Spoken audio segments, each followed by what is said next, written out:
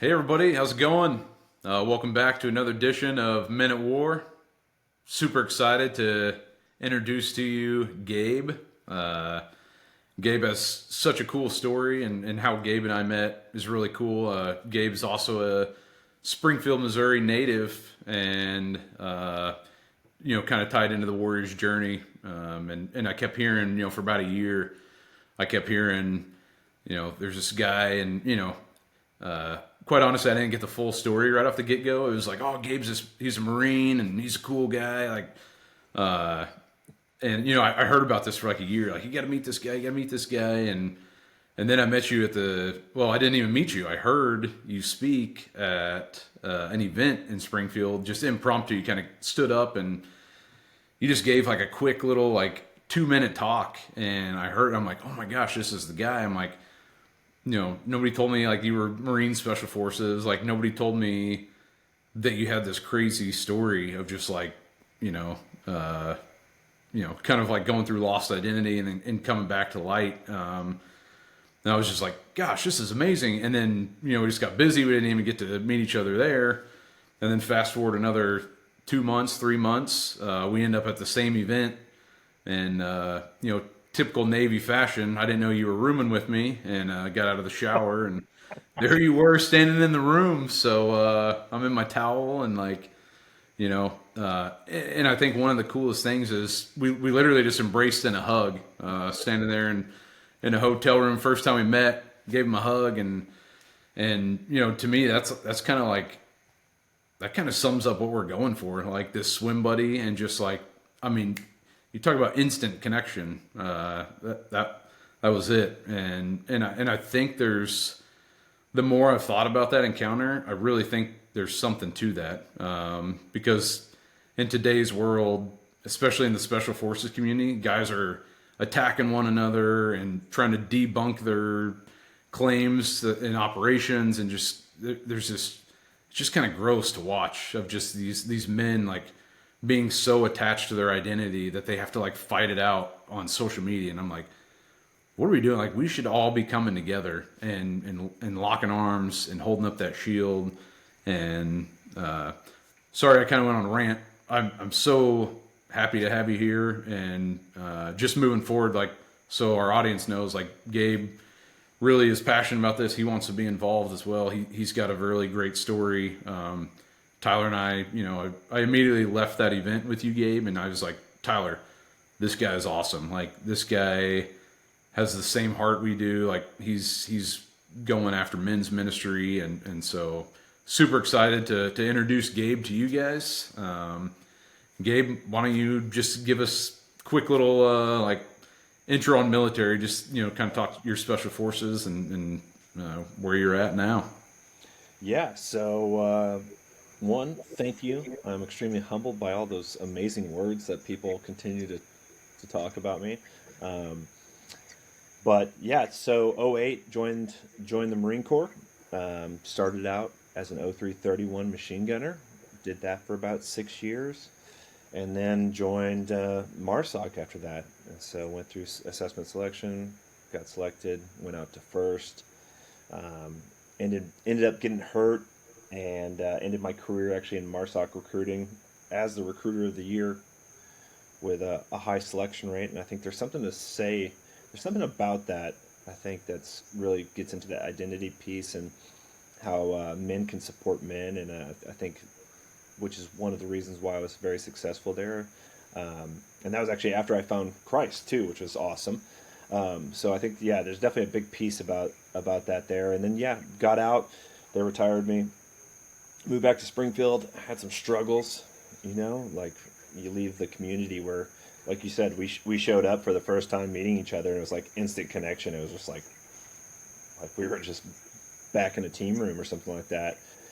And so whenever you show up to a place and you don't have that, and it's a lot of people that don't understand like what you're going through or what you've been through, and how your mind thinks, it can be a very lonely place. And I actually have a really interesting story regarding identity and some of the things that I think we go through. But yeah, so I ended up there, and then of course been doing work with the Warriors Journey as a connector for other Marines and Special Operations guys, and now I'm trekking out to Florida for another partner of the Warriors Journey, which is Inspiring Warriors Golf, and I get to be their VP of Operations slash military liaison, however you want to call it, and hopefully just continue to win, souls for the kingdom. That's the ultimate goal. Man. That's it. Short, skinny, married. Been married for 15 years. Got 3 kids. Love everything about it, and they love that I'm a part of the ministry, and so we're a good family unit. Nice. What year did you get out of the military? Just out of curiosity. 2020. 2020. Okay, so you were out right around maybe probably the height around COVID time frame. Oh man, yeah. I was Yeah. Southern California during COVID, the height of COVID. It was interesting to say the least, trying to get out and Yeah. um, That was yeah, that was a rough time. There was talk about, man, even folks in my family that were getting out of the military, at that time, and people losing jobs over vaccines and mandates and mask stuff and safety protocols and whatnot. That was a hard time for people, transitioning out of any career field, let alone, the military. Like I couldn't even imagine trying to get out of the military at that time. Also thinking like what sector are you going to get in when you get out of the military? Like get out of the military. That's like a double steep hill. yeah, yeah. It was weird. It was weird trying to find a job. like Yeah. what am I going to do? I ended up in the mortgage industry of all places, and I'm like, this is not where I thought my life would take me to be a loan officer of all things after Barstock to mortgage. Mars. Talk to mortgage. Yeah, that was an interesting. That was definitely an interesting journey. Yeah. Yeah. Well, and I think, that kind of brings us, Tyler, like you said, that's to a good segue. But before we move past, we are going to, Gabe, we talked about, hey, do we do a full intro with you? Because guys, Gabe gave you the quick snapshot of what military looked like.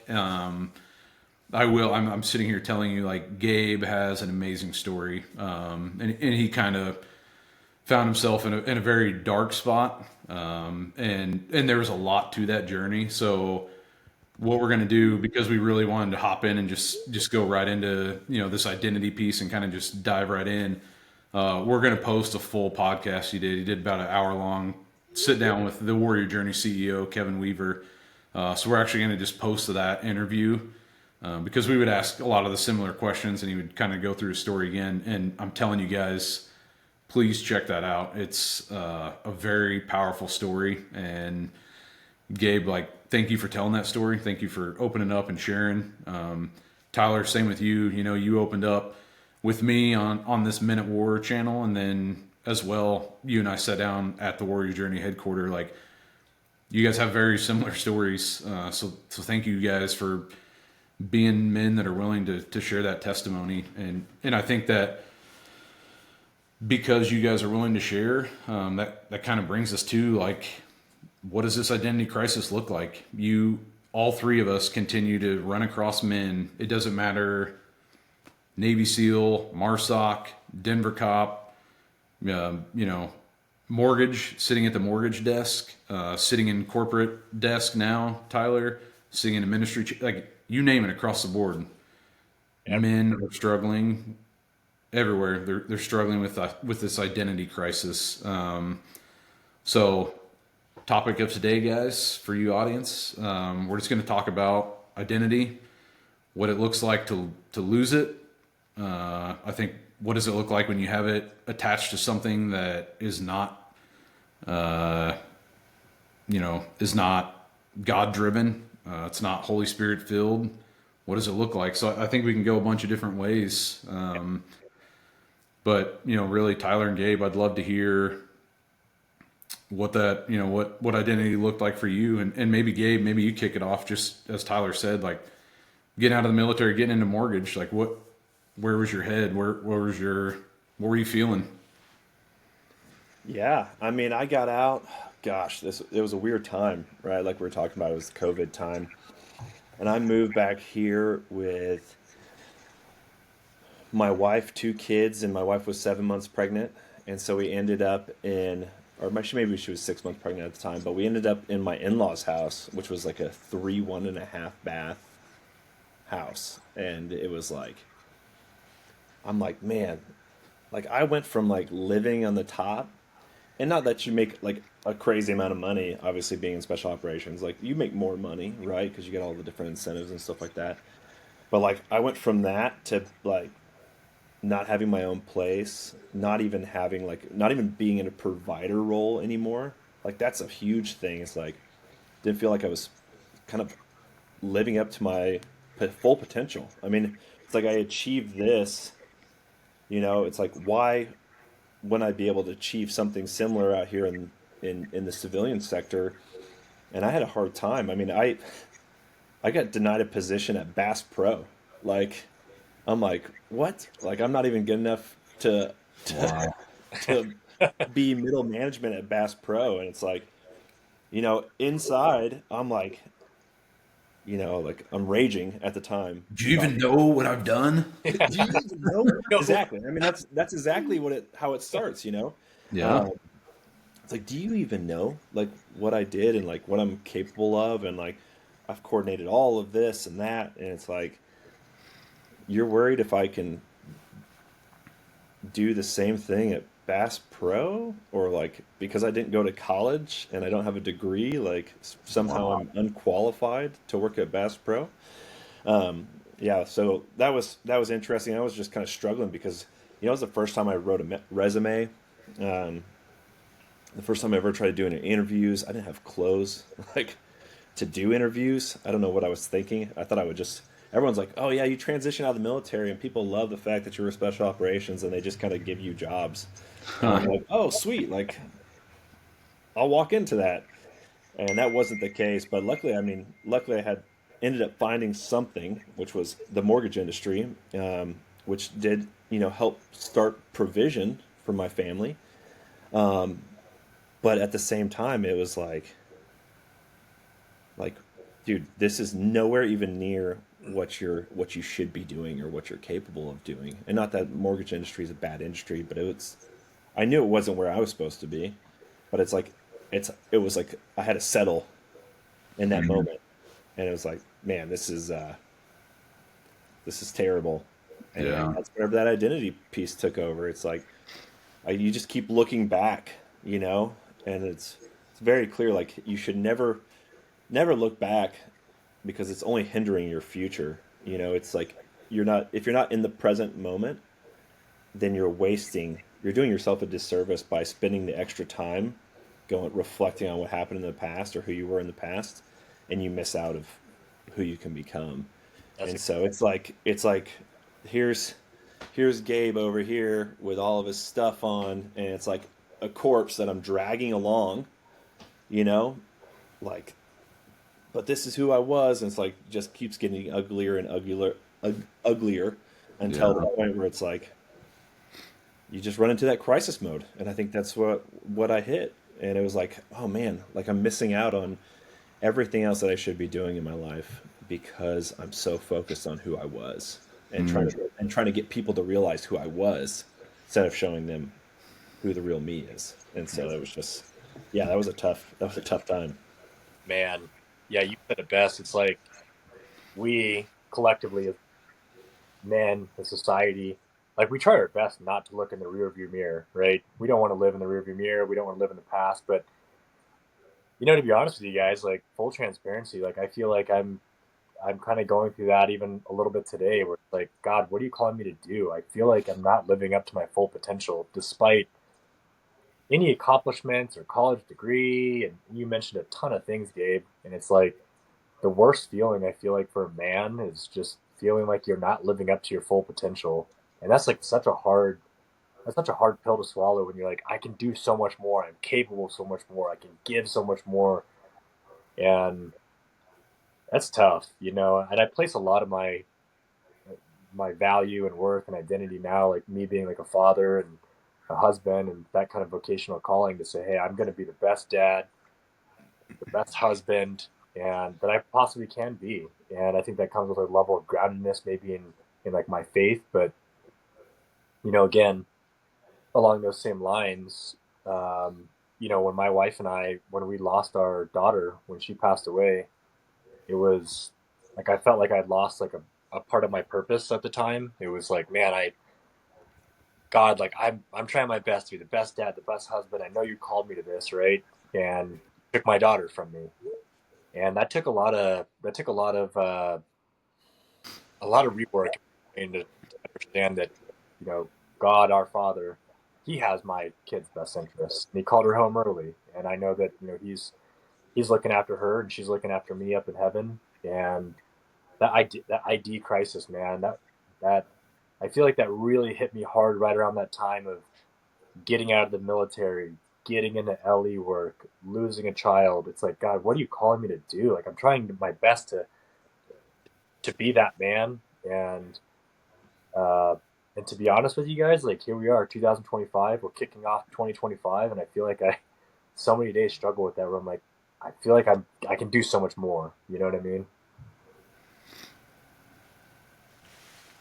Yeah, and I think Tyler, you and I have a lot of conversations on that, obviously, and you know, I just want to kind of hit 2 points that both of you said different. I think Gabe, point of the day is, and funny enough, Tyler and I have been texting this the last couple of weeks. Our pastor just said it a few weeks ago, like a month ago. Like, be in the present. It's fine to be in the present while you're getting where you're going, or there's kind of a catchier way to look at it, but oftentimes as men, we get so focused on what we're not, or what we think we're not accomplishing. And Gabe, you and I, like what we came from, Tyler, what you came from, we get focused on that. But just be in the present while you're getting where you're going. And Tyler, the piece you brought up that really was a game changer for me, and guys, I was in a really dark spot when I was back in Colorado before I moved to Alabama. I had completely like lost my identity. Like, I had no idea. Again, just coming out of the SEAL community, like, here I am in the civilian world. Gabe, just like you said, I'm looking around like, do you people even know what I did? Like, like, here I am, like, doing commercial real estate, and you just like, you guys are complaining about this real estate transaction, like, when I just went through. And I'm not saying you should be like that, but where I was going, Tyler, was like, the game change for me was when I stepped back and I said, okay, I'm not a SEAL anymore. My identity is not in commercial real estate. Like, I need to focus on my kids. I need to focus on being a father. I need to focus on being a husband, because I need to be a spiritual leader. And I feel like I wasn't at that time. I was just kind of going through the motions. And I've said this on the podcast at The Warrior's Journey, but the wake up call for me was when I came home and my 4-year-old daughter was like, yeah, I never know if my cranky dad's coming home or my nice dad's coming home. And I'm like, okay, wake up call. Like, Oh, something's, my sweet little firstborn girl was like, didn't know if her cranky dad or nice dad was coming home. And I'm like, all right, I got to reprioritize. That was a wake up call for me of like, it's time to get my identity in check. And that was it. Learn how to be a father better, learn how to be a husband better. And, other big takeaway that I want everybody to understand is like, we're obviously all believers here. And, for those of you out there listening, like it took for me, I finally had to realize like my identity is a child of God. And I literally stripped everything back from what I knew of religion or faith. And I said, I got to get myself right. I'm going to go all the way back to the basics of, I am a child of God. And that's what I use for the foundation of my identity today. yep, man. God made you. God created us, and He said, "My creation's good." And yeah, we make mistakes, and we fumble, and sometimes we lose track of identity in the worldly sense. We place our identity where our W-2 comes from, or what you've achieved, but ultimately, like, that's the root of it all. Like, we're all children of God, and that is, I don't know, at least for me, that grounds me so much, especially in the days where it's hard transitions and what am I doing in life? Are we moving? Are we how are we going to pay bills? We're going to move to this state, that state. Like that right there is like you said, that's the root of it all, of the identity. Yeah. So, and I would encourage all you guys out there that, if you're sitting there like, man, I'm sitting at my job, my 9 to 5, and I'm struggling, and I'm looking at what the next move is. Like, again, we can't encourage you enough of like, you're where you're supposed to be at this moment. So stay in the present while you continue to pray about what's next or where you're going next or how you're supposed to serve. And I'll tell you guys, like, a big realization I had this week is I don't know that I fully have, you always hear like, oh, you can be a witness in your workplace or a witness in your community. And I have just really had an epiphany the last few weeks of like really seeing opportunities to encourage people to better men's lives around me. So I would just encourage you guys, if you're sitting there thinking, oh, I'm not doing enough, like just rest assured, like you can do a lot of work where you're at in your current position. And Gabe, I think you've talked about like you've had some opportunities at the at the mortgage company of just kind of, I don't know. You told me like you wore a shirt that says like Jesus what is was it? king. Jesus is king, right? Yeah. Corporate meeting, all the top dogs are on there from the CEO down, and it's just like, here's Gabe, Jesus is king, and like the meeting was over, and I got several messages like, dude, I love the shirt. Like, where'd you get the shirt? I've also done. We also did a thing called Fridays for Winners, um, and so like I have some amazing friends. Like that's another thing. Like being in the military and like it opens a lot of doors. And so I don't know if you guys know him, but Steve Weatherford. He was a punter for the Giants when they won the Super Bowl. Big social media influencer, fitness guy.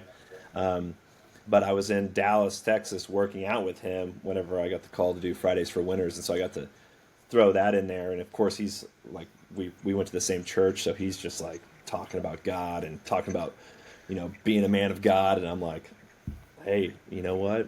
Like, what are you gonna do? Like, I love Nice. the Lord, and this is who I am all the time. Like, Wow. this is what you're gonna get. So, like, if you don't want me to do them anymore, like, then don't send me the request because it's gonna be about God probably 99% of the time. Man, So I that's love the only reason I'm here. So I love that you're not afraid to like you're not afraid to wear that faith, proudly to where you're not having to like, be one person at work and hide your faith, one person with your family, and a different Gabe with your friends. It's like, dude, talk about an ID switch all the freaking time. It's like, it's kind of cool that, yeah, you wear that proudly, and I, people probably look at you differently because of that, which is great. yeah, I used to be the guy that would say like I'm never gonna put like a cross sticker in my windshield of my car or anything like that because like I would I'd be the guy that was yelling at people while they were driving. And so I'm like, you know what? How hypocritical is that I can be this guy like in the car and I'm like I'm not gonna represent Jesus in the car, but I'll go to church and I'll say that I represent Jesus here and there in different places, but I get to be selective of where I want to do that. And it's like, man, that's not who I want to be. Like like I want everyone to see Gabe 100% of the time, like for who I am, and like I said, God has done some amazing things in my life, some miracles in my life, and it's like I may never have the opportunity to have an interaction with that person ever again, and so it's like I'm gonna do my darndest to be a representative. Like we talked, we've talked before about sowing the seed. And so it's like all I have to do is my job is just to sow the seed, and then let God handle the rest. So Feels authentic. that's That's authentic living, bro. That's authentic living. That is. That's real, genuine, authentic Christian living where you're representing yourself as like a Christian, like Troy, you just said, as a child of God every day. There's no backdoor like I'm going to give God an hour on Sunday, and then the rest of the days, I'm going to be Gabe. I'm going to be Troy. You know, flipping off the guy on the road. With your cross sticker. Yeah. Yeah. Follow me to church. Like, Follow me. Yeah, I think, Gabe, I think that's a great point. And you and I, going back to that event where you and I met down at the golf tournament, I think we kind of sat around and talked about that one night of like, we just went in being who we are and just like being warm, embracing everybody, smiling, coking and joking. And I think you said, for like, somebody came up to you and was like, "How long have you guys known each other?" And you're like, "I just met Troy tonight." Like, and they're like blown away because we were just like, I mean, you would have never known because we're just walking around, loving on people, loving on each other, and like, you and I even talked about we've kind of, I don't think you'll care that I share this. Like, we've kind of both talked about struggling with alcohol along the way, and probably abusing it and using it a little too much, and you and I both are kind of on a no booze right now, and probably for good. yeah. We kind of cut that out, just saying, hey, it wasn't providing value, and that was our big takeaway down there. Is like, if I have an opportunity to talk about Christ, and I'm not saying, I know there's debate on alcohol, not alcohol. I'm not saying it's detrimental by any means, but how you act when you're partaking with it could lead guys astray. Or, if they saw Gabe up there having his fourth beer, they might look at Gabe in a different light, right? And so that was one of our takeaways, is like, if we have an opportunity to be in front of a group of men, we want to be the best version of ourselves. And I would just encourage you guys out there, just do that daily. Just represent God's light every single day. You never know when that seed's going to be planted with which person along your path. So whether you're driving in traffic or at a lunch meeting or whatever it might be, just be that child of God, reflect His image, and just let your identity be in that. I think there's so much beauty in that. Yeah. To speak to that point, if you don't mind, like, people are like, oh man, like, people look at us and be like, what are they drinking or something? Like what people do when they have no cares after a couple beers, and they kind of just are fun, before they go over the top. But it's like, that's who we were without that, like, and people are like, wait, okay, so you don't drink, okay, but like, why do you have so much joy in your life? Yep. It's like, I have to go through and have, some sort of substance to have that joy. And it's like, no, man, like, once you find your identity, and that's the biggest thing, is like, find your identity. And I'm going to say it right now, and I'm a firm believer of it, is I think unless you're following the Lord wholeheartedly, there's always going to be a struggle to find an identity. I think you're always going to have some sort of hole, like, in your heart you're going to try to fill it somewhere. And it's like, and I hate to say it, because people are like, oh, so you're saying that I have to be a Christian? I'm like, well, if you want to have fulfillment, like full fulfillment, I 100% believe that you need that. Like, that's what I needed. I thought I have accolades and all this other stuff, and it's like, I lived a miserable life with all these accolades. It's like, I'd rather have none of those accolades and have found this joy way sooner than have all those things. Now I have all those things, and I've found freedom, and so now I get the opportunity to say, hey, look, this is what I did. Wow. But like, none of that brought joy and freedom and like love and passion for other people. It was all selfish gain. But now I have Jesus in my heart, and I live for Him every single day, and it's like, now I love life. Like, it doesn't matter that I'm not operating anymore, or that may never kick open another door. Like, I'm just happy to be alive and be able to, run into some random people and, get them to smile and be like, "Hey, how's it going? Like, how's your day?" And be like, "Oh, no one asks me that anymore." It's like that's such a sad life that we live. Like, I'm like, that's not who I want to be. So, And yeah, dude, and to add on to that, man, like let's face it, I'm gonna not to get into politics or anything like that and go down rabbit holes, but let's face it, guys. If your identity is not with God and not in Christ, human nature, we want to find identity. That is why we place our identity in whatever. If you don't believe in God, you're placing your identity in what? I'm an atheist. I'm agnostic. I'm this. Naturally, we want to be able to put ourselves into some form of a shell, some form of identity. And that's exactly why, if you don't find it in God, you're going to find it in atheism. You're going to find it in this place or this whatever. Your W two. This is my identity. I'm a, you know, I'm this in the military. And when that's gone, that's stripped away, that's why that depression hits. That identity's gone. Maybe we were just talking about this before the call. Maybe you lose your legs in war and you don't have that same capability. You don't have that same identity in what you were doing before. And that sadness hits.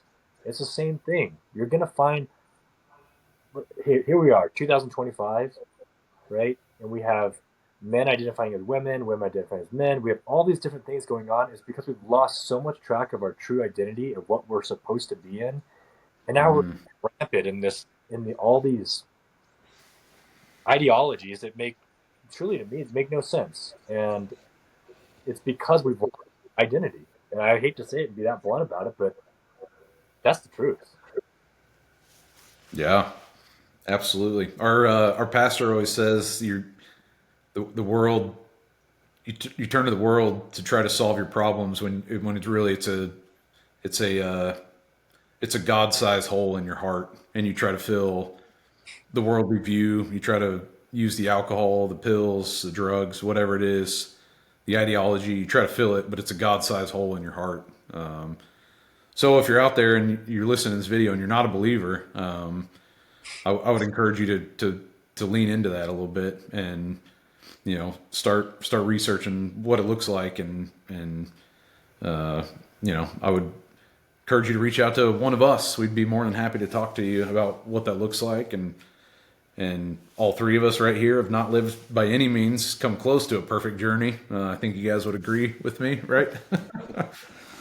And we're not saying that that's what it looks like. It's been long, hard roads for all of us. I mean, look how gray my beard is, and I'm not even at 40 years old because, it's been a long journey for me. But Gabe, I'm like you, man.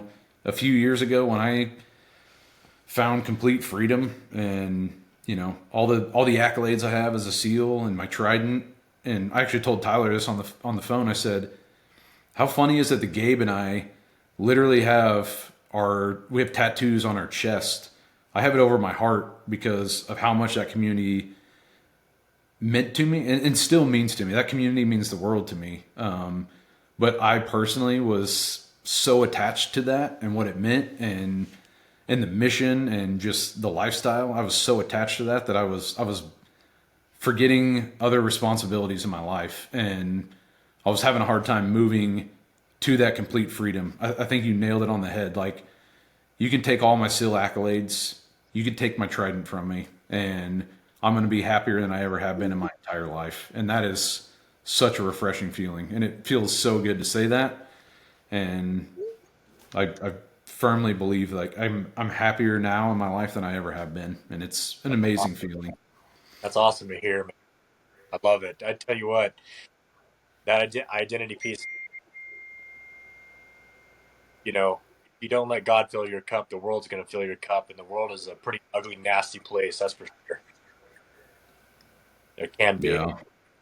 yeah, yeah. To your point, when I got the tattoo, I was like, man, as long as I have this, like, I can lose my family, I can lose all this stuff, but I'll still have this, like that was it. And it was like, what a terrible thing, one, to say. Like, that was just like to be so blatantly confused around like what was actually important in my life.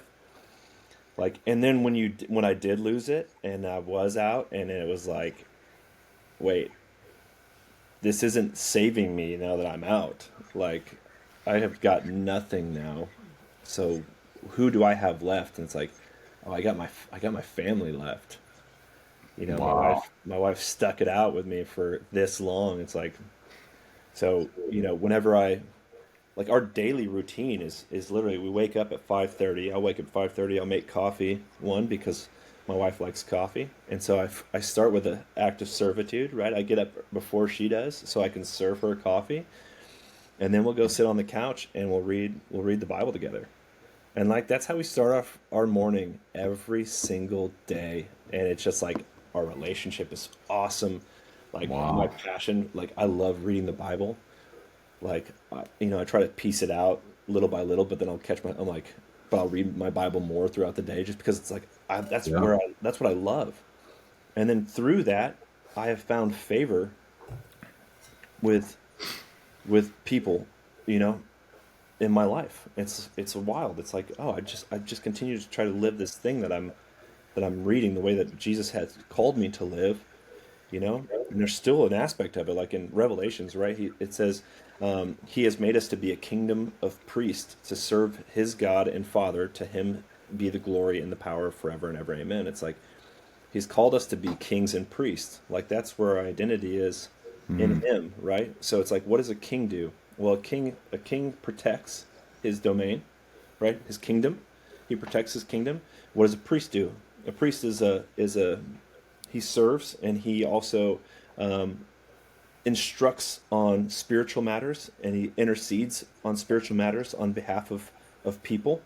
And it's like that's what he's called every man to do is hey that's who you're supposed to be for your house, right? You're supposed to protect not only in the physical but also in the spiritual, and you're supposed to grow. And if we're also, you know, we're huge on like we're talking about physical fitness or like in special operations, right? You're a physically fit individual.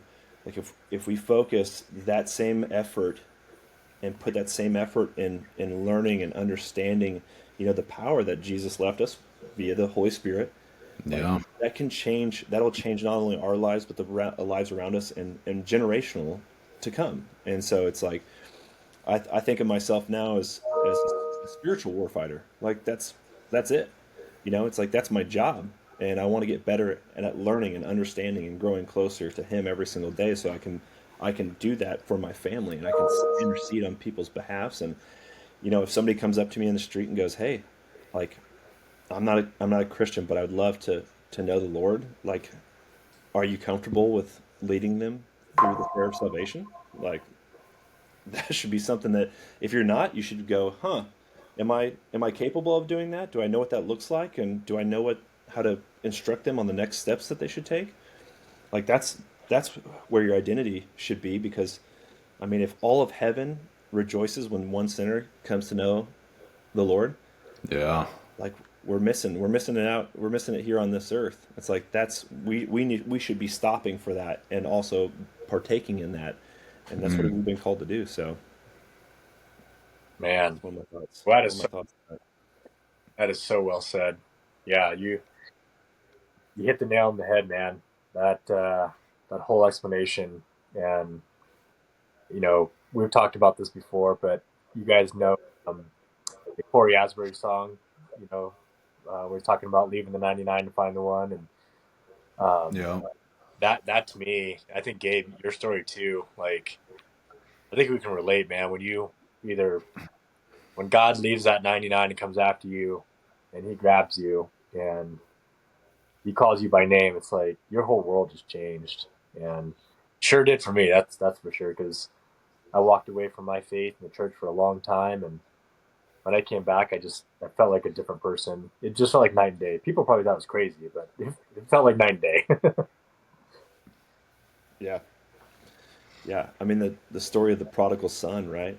Like Yeah, he asks his dad for his inheritance, leaves, squanders it all, and for a Jewish man, he's like in with the pigs, which is like the lowest position possible. And like he goes, you know, even the servants in my father's household, you know, are more well taken care of than this. And he like goes back, and the latter half of that story is so great because it's saying that even while he was a ways off, the Father saw him, which means that the Father was actively looking for him. And whenever the Wow. Father saw him, he lifted up his cloak and ran to him. Another thing that's like would have been like a huge no-no, like in that time and date for a Jewish man of respect to like run. Yeah. Yeah. And he ran to his son. He embraced him before he became clean, before he took a shower, before he bathed. He embraced him. He put a signet ring on his hand, which is the sign of power, right? Like you can go to the market and buy stamp, like put that on my father's credit. Mm. And like he did all of this before the son was even clean. And then they threw a party for him. And it's like, guys, like that's how much the Father loves and cares about all of us. It's like there's nothing. I mean, we've all kind of talked about our personal testimony of like where we've been and like the things that we've done, and like man, the amount of grace that the Lord has, and to take you out of the muck and to give you that kind of power, and you're just like, wow, He loves me. Like why wouldn't I want to be this person every single day? Yeah. Like I want other people to experience that. And we talked about Ephesians 2, 8 through 10 before. One of my favorite verses. Like that's my daily verse that I love, because I want to make sure I don't miss out on those opportunities. Yeah. For all you listeners, do some God. That's that's right. Hey, and Gabe, I think we're coming up on time here for this, but I think next week you hit on something that I feel strongly we should hit as the next topic. But what does our identity in the wrong thing look like? And you said, you spent so much time being physically fit and focusing on that. I think all three of us can relate to, I know for a fact we do, of just like how much time it takes to prepare ourselves for what we did in the line of duty. And Tyler, you and I've talked so many times about putting the career before our family and putting the mission and the ops before the family. So I think it's a perfect segue into next week. So we'll continue to, continue with the next one of just, how do we train just as hard as we did for that? Because the three of us are doing that now. We're training just that hard. We've reprioritized what our identity is. And so I think that would be great conversation for next week. If you guys are good with that. So Absolutely. Absolutely. Yeah. I think it's been great. And again, just quick recap, guys. Just Gabe's point of be present while you're getting where you're going. You have a mission where you are currently at. So just find comfort in that, and then don't find your identity in your career or in your community or anywhere else. But as a child of God, be the salt, be the light. Like there's so many identities that God has given us. So just find comfort in that, find peace in that, and whatever platform you're at, use that platform today. Be prepared to lead that salvation prayer at any given time. So again, if there's any listeners out there that have questions about anything we've talked about or a relationship with the Lord, please feel free to reach out to us. Tyler, I know you've had a ton of people reaching out to you. That's amazing. If you're hurting and you need resources, we're finding resources. Look at that. Thumbs up. That's what I'm talking about. That's amazing. Oh, that's great. That's great. Tyler is like Tyler's the IT guy of Men at War, just so you guys know. He's got all these fancy gadgets. So, Oh my gosh. but no, for veterans, reach out. We have all kinds of resources at the Warrior's Journey. We have IWG. Tyler, I know we've been working on a lot of law enforcement, fire, EMS specific. We're really making connections in that world. So if you're lost, hurting, you're broken, please reach out to us. We'll do everything we can to get you in touch with those resources. Happy to connect with you guys on any aspect. And then again, we're going to post Gabe's interview. Tyler, we'll probably just go ahead and post yours as well again, in case you missed those. Sitting down at the Warrior's Journey and doing those podcasts again. I appreciate you guys. But But yeah, hope you guys have a great rest of your week out there. Hope you guys enjoy this video. Please like, share, comment, subscribe. Yeah, we're trying to get this out to as many people as possible, guys. So please share it, subscribe, like it, and we'll keep the videos coming, guys. So this has been Minute War. We're signing off.